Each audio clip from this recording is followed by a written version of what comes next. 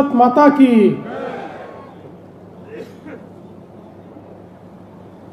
हिंदवी स्वराज्याचे सरसंस्थापक छत्रपती शिवरायांना मानाचा मुजरा करतो। भारतीय राज्यघटनेचे शिल्पकार भारतरत्न डॉक्टर बाबासाहेब आंबेडकर यांना मानवंदना अर्पित करतो।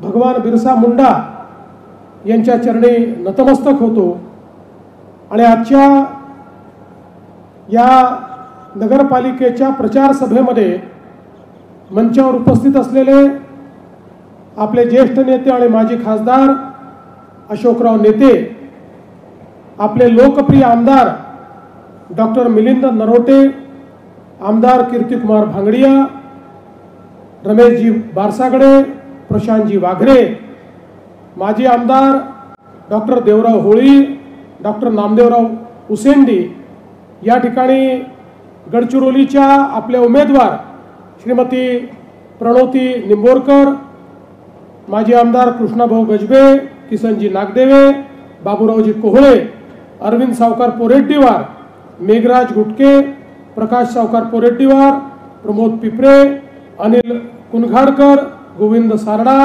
रेखाताई डोळस, प्रकाश भाऊ गेडाम, सदानंद कुथे, राकेश पुणेकर, मोतीलाल कुकरेजा, सतीश चिसगरे, रमेश बुरसे, योगिताताई पिपरे, चंदाताई कोडवते, बबलू हुसेनी, आशिष कांबडी, सुरेश शहा, मंचावर उपस्थित आपल्या वडसाच्या नगरपालिकेच्या उमेदवार लताताई सुंदरकर आणि आपल्या आरमोरीचे जे उमेदवार आहेत ते रुपेश भाऊ पुणेकर, या ठिकाणी उपस्थित सर्व माझ्या लाडक्या बहिणींनो आणि तितक्याच लाडक्या भावांनो, आज मला अतिशय आनंद आहे की पुन्हा एकदा गडचिरोलीमध्ये आपल्या सर्वांचा आशीर्वाद भारतीय जनता पक्षाकरता मागण्याकरता मी उपस्थित आहे। खरं म्हणजे अनेक लोकांच्या नावाने अनेक रेकॉर्ड असतील, पण एक रेकॉर्ड माझाही आहे। गडचिरोलीला सर्वात जास्त वेळा येणारा मुख्यमंत्री म्हणून माझ्या नावाने रेकॉर्ड आहे आणि कदाचित यापूर्वीचे सगळे मुख्यमंत्री म्हणून जेवढ्या वेळा आले तेवढ्या वेळा मी एकटा या गडचिरोलीमध्ये आलेलो आहे, कारण या गडचिरोलीवर माझं विशेष प्रेम आहे। आपल्याला कल्पना आहे, मी नेहमी सांगतो, गडचिरोलीला अनेक वर्षापर्यंत महाराष्ट्राचा शेवटचा जिल्हा म्हणून आपण हिणवलं।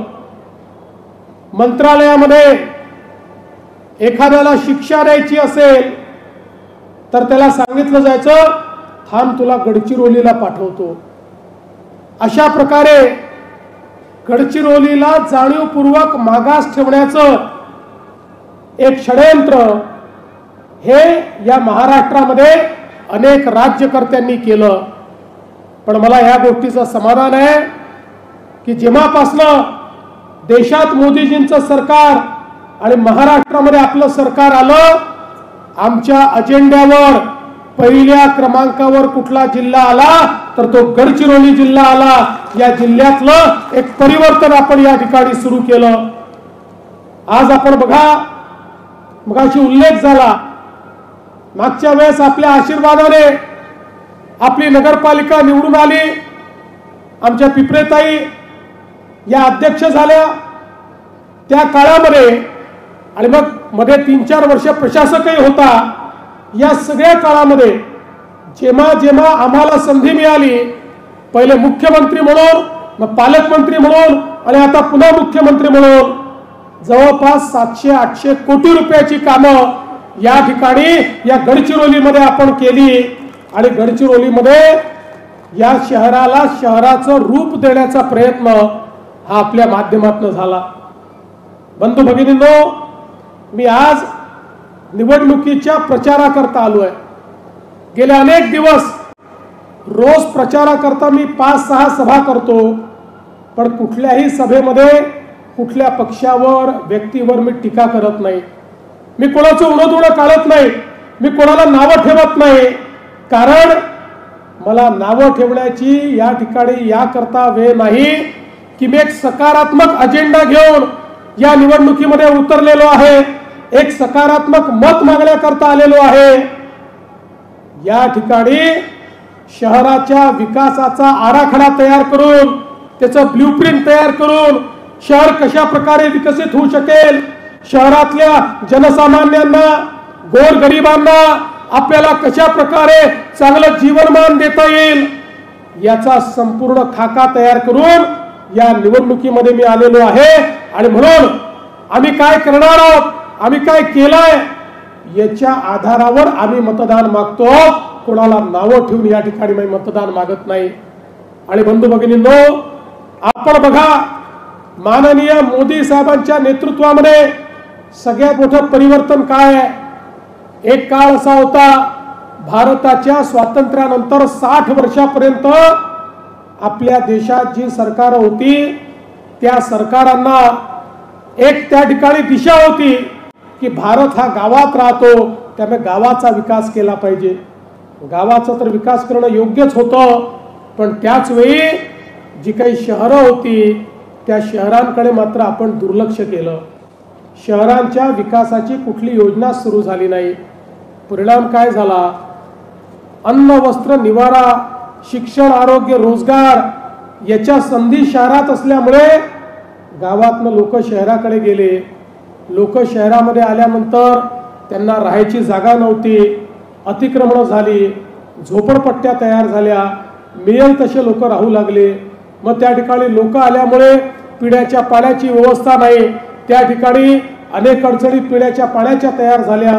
लोक वाढल्यामुळे घनकचऱ्याची समस्या निर्माण झाली, सगळीकडे कचऱ्याचे ढीग लागले, लोकांनी जमेल तशा नाल्या काढल्या, मग त्या नाल्यातनं मैला व्हायला लागला आणि त्यातनं वास मच्छर रोगराई डास अशा अनेक गोष्टी झाल्या।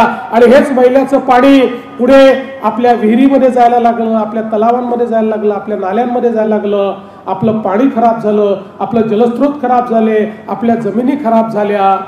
एक प्रकारे पूर्णपणे शहरं वाळत होती, पण शहराचं जे काही त्या ठिकाणी जीवनमान आहे हे जीवनमान खालवत होतं, कारण या शहरांचं नियोजन करण्याकरता इतक्या मोठ्या प्रमाणात येणाऱ्या लोकसंख्येला सुखसोयी देण्याकरता कुठलीही योजना केंद्र सरकार राज्य सरकारकडे नव्हती। माननीय मोदीजी जेव्हा देशाचे प्रधानमंत्री झाले, मोदीजींनी सांगितलं गेल्या 60-70 वर्षांमध्ये आपण शहरांकडे दुर्लक्ष केलंय, शहरांमध्ये मोठ्या प्रमाणात संधी आहेत। देशाच्या GDPचा 65% GDP हा शहरांमध्ये बनतो। वस्तू सेवांची निर्मिती, रोजगाराची निर्मिती, शिक्षण आरोग्याच्या संधी या शहरांमध्ये आहेत। त्यामुळे आपल्याला शहरांकडे लक्ष द्यावं लागेल, शहरांमध्येही सुखसोयी द्याव्या लागतील, त्याकरता निधी उपलब्ध करून द्यावा लागेल। आणि मग पहिल्यांदा या ठिकाणी माननीय मोदीजींच्या नेतृत्वात शहराकरता योजना तयार झाल्या। स्मार्ट सिटीची योजना, अटल अमृत शहरांची योजना, स्वच्छ भारत शहरांची योजना, या सगळ्या योजनांच्या माध्यमातून मोदीजींनी हजारो कोटी रुपये शहर बदलण्याकरता उपलब्ध करून दिले। महाराष्ट्रात आपलं सरकार त्याच वेळी आलं, आपणही त्याच्यामध्ये भर घातला आणि वेगवेगळ्या शहरांमध्ये हे काम आपण चालू केलं। आज आपण बघा महाराष्ट्रामध्ये 6.5 कोटी लोक 40,000 गावांमध्ये राहतात आणि महाराष्ट्रामध्ये तेवढेच 6.5 कोटी लोक 400 शहरांमध्ये राहतात। गडचिरोली सारख्या 400 शहरांमध्ये, म्हणजे अर्धी लोकसंख्या 40,000 गावात, अर्धी लोकसंख्या 400 शहरांमध्ये। या अर्ध्या लोकसंख्येला उचित जीवनमान देण्याकरता या योजना तयार झाल्या। या ठिकाणी भुयारी गटार योजनेच्या माध्यमातून वाहून जाणारा मैला हा त्या भुयारी गटारातनं गेला पाहिजे, पुढे STP मध्ये त्याच्यावर प्रक्रिया झाली पाहिजे, त्यातला मैला वेगळा निघून त्यातनं खत तयार झालं पाहिजे आणि त्याचं जे पाणी आहे ते शुद्ध पाणीच नदी नाल्यांमध्ये सोडलं गेलं पाहिजे। ही प्रक्रिया आता आपण राबवणं चालू केलं। प्रत्येक शहरामध्ये घनकचऱ्याची चं व्यवस्थापन करायचं, तो जमा करायचा, त्याच्यावर प्रक्रिया करायची। कालपर्यंत जो घनकचरा आपल्यावर बोज होता, आता त्या घनकचऱ्यातनं आपण कोळसा, पॅलेट्स, त्यातनं आपण गॅस, त्याच्यातनं सीएनजी अशा अनेक गोष्टी तयार करायला लागलो आणि त्यातनं या घनकचऱ्याच्या माध्यमातनं जे प्रदूषण होत होतं त्या प्रदूषणातनं एक मुक्ती देणं आपण चालू केलं। एवढंच नाही तर पिण्याच्या पाण्याच्या योजना आपल्याला माहिती आहे, मागच्या काळामध्ये या गडचिरोलीमध्ये आपलं सरकार असताना पिण्याच्या पाण्याकरता, भुयारी गटारा करता आपण त्या ठिकाणी पैसे दिले, सिमेंट कॉन्क्रीटच्या रोड करता आपण पैसे दिले, मोठ्या प्रमाणात हा निधी आपण दिला। आणि आताही या ठिकाणी गडचिरोलीमध्ये वायू पाणी पुरवठा योजना आमच्या आमदार साहेबांनी आपल्याकडे सादर केली आहे। 130 कोटी रुपयाची योजना आहे। मी तुम्हाला या ठिकाणी आश्वस्त करतो की खऱ्या अर्थानं आपली जागा निवडून आल्याबरोबर या ठिकाणी प्रणोतीताईंच्या नेतृत्वामध्ये ही जी 130 कोटी रुपयाची योजना आहे, या योजनेला ही मान्यता देण्यात येईल। आमचं स्वप्न आहे प्रत्येक घरामध्ये नळ उघडल्यानंतर 365 दिवस शुद्ध पिण्याचं पाणी आलं पाहिजे, ही व्यवस्था या ठिकाणी आपण उभी करणार आहोत। आज आपला एक टप्पा या ठिकाणी पार पडलेला आहे, दुसरा टप्पा करायचा आहे। आपल्या गटारीचा देखील आपल्याला सगळ्या वाढीव भागामध्ये आपल्याला ती गटारी न्यायची आहे आणि भुयारी गटार योजना करायची आहे। आता चिंता करण्याचं कारण नाही, मोदीजींनी टप्पा 2 चे पैसे देखील आपल्याला दिले आहेत। महाराष्ट्राला या ठिकाणी 50,000 कोटी रुपये मोदीजींनी अटल अमृत योजनेतनं या सगळ्या शहरांकरता आपल्याला उपलब्ध करून दिले आहेत। रस्त्यांकरता, उद्यानांकरता, मैदानांकरता या ठिकाणी मोठ्या प्रमाणात निधी हा उपलब्ध करून दिलाय। आपण मागच्या काळामध्येही त्या ठिकाणी वेगवेगळ्या कामांकरता निधी उपलब्ध करून दिला, गार्डन असेल, सभागृह असेल, अनेक गोष्टी आपण केल्या, पण आता अनेक अजून गोष्टी आपल्याला करायच्या आहेत। मोदीजींनी आपल्याला माहिती आहे या ठिकाणी प्रधानमंत्री आवास योजना आणली। प्रधानमंत्री आवास योजना शहरीच्या अंतर्गत ज्यांच्याकडे घर नाहीये, जे झोपडपट्टीमध्ये राहतात, जे अतिक्रमणधारी आहेत, त्या सगळ्यांना पक्क घर देण्याचा निर्णय मोदीजींनी घेतला। तसे आदेश आम्हाला दिले, तसा निधी आम्हाला दिला। पण लक्षात आलं की जरी आपण निधी उपलब्ध करून दिला तरी देखील अनेक ठिकाणी सर्वे झालेले नाहीत, लोकांना मालकी हक्काचे पट्टे मिळालेले नाहीत, त्यामुळे त्यांना घरकुल मिळू शकत नाही। आपल्या गडचिरोलीमध्ये लांजेडा असेल, गोकुळनगर असेल, विवेकानंद नगर असेल, इंदिरानगर असेल, असा अनेक भाग आहे की ज्या भागामध्ये त्या ठिकाणी लोकांना मालकीचे पट्टे मिळाले नाही, त्या ठिकाणी सिटी सर्वेचा मोजणी झाली नाही, अतिक्रमण नियमित झाली नाही। मला सांगताना आनंद वाटतो, 2च महिन्यापूर्वी राज्याच्या मंत्रिमंडळात आम्ही निर्णय केला आणि सर्व प्रकारचे अतिक्रमण हे नियमित करण्याचा निर्णय आपण केलेला आहे। आता मोजणी करून या अतिक्रमणांना नियमित आपण करू आणि ते नियमित झाल्यानंतर जे कच्च्या घरात राहतात किंवा झोपडीत राहतात त्यांना प्रधानमंत्री आवास योजनेच्या अंतर्गत त्या ठिकाणी 2.5 लाख रुपये देऊन पक्क घर देखील आपण बांधून देणार आहोत। आणि म्हणून बंधू भगिनींनो, खूप मोठ्या प्रमाणात या ठिकाणी आपल्याला कामं करायची आहेत। या गडचिरोली आता हे वाढतं शहर आहे, आपल्याला माहिती आहे। या गडचिरोली जिल्ह्याला आपण नेक्स्ट स्टील हब म्हणतोय। आता जवळपास 3 लाख कोटी रुपयाची गुंतवणूक या गडचिरोलीमध्ये येते। एकेकाळी त्या झारखंडमध्ये टाटानगर तयार झालं, टाटानगरने पूर्ण झारखंडचं चित्र त्या ठिकाणी बदललं। आता टाटानगर पेक्षा देखील मोठी गुंतवणूक ही आमच्या गडचिरोलीमध्ये येते आहे। हे गडचिरोली आधुनिक गडचिरोली आम्ही बनवतोय। पण ही गुंतवणूक येत असताना 2 तत्व मी सांगितली। पहिलं तत्व, गुंतवणूक तर आणू, पण जल, जमीन आणि जंगल या गडचिरोलीचं जे आहे त्याचं संवर्धन करून या ठिकाणी आम्ही गुंतवणूक आणू, हे पहिलं तत्व। आणि दुसरं तत्व, या ठिकाणी जो रोजगार तयार होईल त्याच्यावर पहिला अधिकार हा भूमिपुत्रांचा असेल, या गडचिरोली जिल्ह्यातल्या आमच्या तरुणांचा असेल। या 2 तत्वांवर आपण सगळ्यांना मान्यता दिली। आजही आपण बघू शकता, लॉयड सारख्या ठिकाणी आमचे हजारो पोरं त्या ठिकाणी कामाला लागलेले आहेत आणि पुढेही ते लागणार आहेत। आणि म्हणून आज गडचिरोली एक आधुनिक शहर आपण तयार करतो। गोंडवाना युनिव्हर्सिटी या युनिव्हर्सिटीचा ऑस्ट्रेलियाच्या कर्टिन युनिव्हर्सिटी सोबत आपण करार केला आणि एक जॉईंट कोर्स चालू केला। आता आपल्या गडचिरोलीची मुलं गोंडवाना युनिव्हर्सिटी सोबत ऑस्ट्रेलियाच्या कर्टिन युनिव्हर्सिटी मध्ये देखील शिकणार आणि जगातलं बेस्ट मायनिंग इंजिनिअरिंग आपल्या गडचिरोलीमध्ये या ठिकाणी तयार करण्याचं काम आपण सुरू केलेलं आहे। एवढंच नाही तर या ठिकाणी मेडिकल कॉलेज आपण चालू केलं।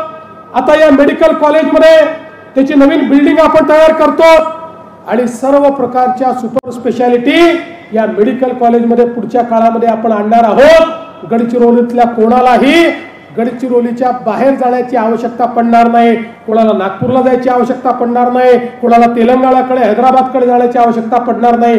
सर्व प्रकारच्या रोगांच्या वर उपचार हा याच गडचिरोलीमध्ये आम्ही त्या ठिकाणी मिळवून देऊ। टर्शरी केअर ज्याला आपण म्हणतो ती सगळी गडचिरोलीत असेल। एकीकडे हे सरकारी व्यवस्था आहे, दुसरीकडे चॅरिटेबल 2 मोठे हॉस्पिटल आहेत, तिकडे रुबीचं हॉस्पिटल आपण तयार करतो। म्हणजे सगळ्या प्रकारची आरोग्य सेवा ही गडचिरोलीमध्ये आपण आणलेली आहे। आणि आरोग्य सेवा आणताना त्यामध्ये आपण एक गोष्ट अजून केली। महात्मा फुले जनआरोग्य योजनेच्या अंतर्गत मागच्या काळामध्ये मी घोषणा केली होती 5 लाखापर्यंत उपचार आपण फुकट देतो। पण अनेक लोक मला भेटले आणि म्हणाले की साहेब उपचार तर तुम्ही देता पण त्याच्यामध्ये 1300 रोगांवर तुम्ही उपचार देता, पण अनेक रोग असे आहेत की ज्याचा समावेशच तुमच्या महात्मा फुलेमध्ये नाही। 3-3, 4-4, 5-5 लाख रुपये आम्हाला ऑपरेशनला लागतात, ते आम्ही द्यायचे कुठनं? मी एक मोठा सर्वे केला, देशभरामध्ये वेगवेगळ्या राज्यात कुठल्या रोगांना एनलिस्ट केलाय, केंद्र सरकारने काय केलाय, आपल्या राज्यात कुठले रोग जास्त आहेत, अनेक डॉक्टरांची चर्चा केली आणि निर्णय केला आता 1300 नाही 2400 रोगांवर मोफत उपचार आम्ही या ठिकाणी देणार आहोत। 1 पैसा तुम्हाला खर्च करावा लागणार नाही। हे जे मोठे मोठे आता रुबी सारखे हॉस्पिटल गडचिरोलीत होत आहेत याच्यामध्येही तुम्ही गेलात, कुठलेही रेशन कार्ड तुमच्याकडे असो का नसो तुम्हाला त्याही ठिकाणी मोफत इलाज मिळेल 5 लाखापर्यंत। आणि एवढंच नाही तर 9 रोग असे आहेत की ज्या 9 रोगांना 5 लाखापेक्षा जास्त उपचाराला पैसे लागतात। त्या 9 रोगांमध्ये 35 लाख रुपयापर्यंतचा खर्च राज्य सरकारच्या माध्यमातून देण्याचा निर्णय आपण केला। आज गडचिरोली बदलत आहे। आज आपल्या गडचिरोलीला एक मोठं शहर म्हणून या ठिकाणी मान्यता मिळते। आमदार साहेबांनी सांगितलं खरं आहे, आता गडचिरोलीत ट्रॅफिक वाढलेला आहे, ट्रॅफिक सिग्नलची व्यवस्था करावी लागणार आहे, पण त्याच वेळी गडचिरोलीला एक आउटर रिंग रोड करण्याची आवश्यकता आहे। येत्या काळामध्ये आम्ही गडचिरोलीमध्ये आउटर रिंग रोड करू जेणेकरून 700 जास्त ट्रॅफिक आउटर रिंग रोडवर जाईल आणि त्यामुळे गडचिरोलीमध्ये आज जी काही वाहनांची आवाजावक आहे ती योग्य पद्धतीने त्या ठिकाणी आपल्याला करता येईल। आणि हे सगळं करत असताना आपल्याला माहिती आहे की या गडचिरोलीला गेटवे ऑफ साऊथ इंडिया करायचं आहे। गेटवे ऑफ साऊथ इंडिया म्हणजे दक्षिण भारताचं प्रवेशद्वार हे गडचिरोलीला आपल्याला करायचं आहे। आणि म्हणून या गडचिरोलीमध्ये एक एअरपोर्ट देखील आम्ही करणार आहोत। त्याची सगळी तयारी झाली आहे। मी तुम्हाला सांगतो पुढच्या 3-4 महिन्यामध्ये या एअरपोर्टच्या निर्मितीला देखील आम्ही सुरुवात करून टाकू, हे मी आपल्याला निश्चितपणे सांगतो। पण हे सगळं करत असताना मला एका गोष्टीचं आश्वासन द्यायचं आहे। अनेक प्रोजेक्ट आहेत, प्रोजेक्ट करता काही प्रमाणात आपल्याला जमिनी घ्याव्या लागतील। आम्ही जास्तीत जास्त सरकारी जमिनी शोधतोय, पण काही ठिकाणी अधिग्रहण करावं लागेल। पण माझा तुम्हाला शब्द आहे, आम्ही ज्यांचं अधिग्रहण करू त्यांना अतिशय उत्तम अशा प्रकारचा मोबदला देऊ आणि त्यांचं पूर्ण पुनर्वसन झाल्याशिवाय आम्ही कुठल्याही प्रोजेक्टला हात लावणार नाही, हे आश्वासन मी तुम्हाला या निमित्ताने देतो। त्यामुळे काही लोक हे गडचिरोली मागेच राहिलं पाहिजे म्हणून लोकांना भडकवतात, लोकांना खोटं सांगतात, पण आम्ही रोज तुमच्याकडे येणारे लोक आहोत। कुठल्या शेतकऱ्याचं कधीच नुकसान होऊ देणार नाही, कोणाला जमीन विहीन होऊ देणार नाही, हा आमचा संकल्प आहे। आणि म्हणून पुढच्या काळामध्ये मोठ्या प्रमाणात या सगळ्या गोष्टी आपल्याला करायच्या आहेत आणि त्यातनं जनसामान्यांचं जे जीवन आहे ते जीवन आपल्याला या ठिकाणी बदलायचं आहे। खरं म्हणजे आपल्या आशीर्वादाने 1 वर्षापूर्वी एक अत्यंत चांगला विजय आम्हाला मिळाला। महाराष्ट्राच्या विधानसभेमध्ये न भूतो अशा प्रकारचं आम्हाला विजय मिळाला। काही लोक म्हणाले आता यांना मोठा विजय मिळाला, आता हे भाजपवाले विजय मिळाल्याबरोबर लाडकी बहीण योजना बंद करतील। माझ्या लाडक्या बहिणींनो, 1 वर्ष झालं योजना बंद झाली नाही आणि जोपर्यंत तुमचा देवाभाऊ मुख्यमंत्री आहे ही योजना कधीच बंद होणार नाही। लाडकी बहीण योजना सुरूच राहील। आणि आता लाडकी बहीण योजना करूनच आपल्याला थांबायचं नाहीये। प्रणवतीताई, तुम्हाला माझी विनंती आहे, ही गडचिरोलीची जनता तुम्हाला निवडून देणार आहे। प्रणवतीताई असतील, लताताई असतील, रुपेश भाऊ असतील, आता केवळ लाडक्या बहिणीवर थांबायचं नाहीये। आता आपल्याला लखपती दीदी तयार करायच्या आहेत। माझ्या सगळ्या लाडक्या बहिणींना लखपती दीदी मध्ये परिवर्तित करायचं आहे। आम्ही 50 लाख लखपती दीदी महाराष्ट्रात तयार केल्या। पुढच्या वर्षीपर्यंत बंटी भाऊ 1 कोटी होतील। पण माझ्या प्रत्येक लाडक्या बहिणीला मोदीजींनी सांगितल्याप्रमाणे मला लखपती दीदी करायचं आहे। घर, परिवार, संसार, समाज सगळं माझ्या बहिणींच्या माध्यमातून या ठिकाणी आलोकित करायचं काम मला करायचं आहे। आणि म्हणून आमच्या या 3ही उमेदवाराला तुम्ही निवडून द्या, आमच्या नगरसेवकांना निवडून द्या। कारण मोदीजींनी आणि आम्ही विकासाचा जो संकल्प केलाय, हा संकल्प तुमच्यापर्यंत पोहोचवायचा आहे। आणि तो जर पोहोचवायचा असेल तर तुमचा आशीर्वाद गरजेचा आहे। तो जर पोहोचवायचा असेल तर भाजप आवश्यक आहे। या ठिकाणी इतर कोणाला तुम्ही आणलं आणि त्यांनी या ठिकाणी आलेले पैसे थांबवून दिले, योजना थांबवून दिल्या, तर नंतर आपल्याला पस्तावा करावा लागेल। आणि म्हणून येत्या 2 तारखेला तुम्हाला मी विनंती करतो, गडचिरोलीमध्ये ऍडव्होकेट प्रणवतीताई निंबोरकर, वर्ष्यामध्ये लताताई सुंदरकर, आरमोरीमध्ये रुपेश भाऊ पुणेकर, या 3ही उमेदवारांना प्रचंड बहुमताने या ठिकाणी विजयी करा।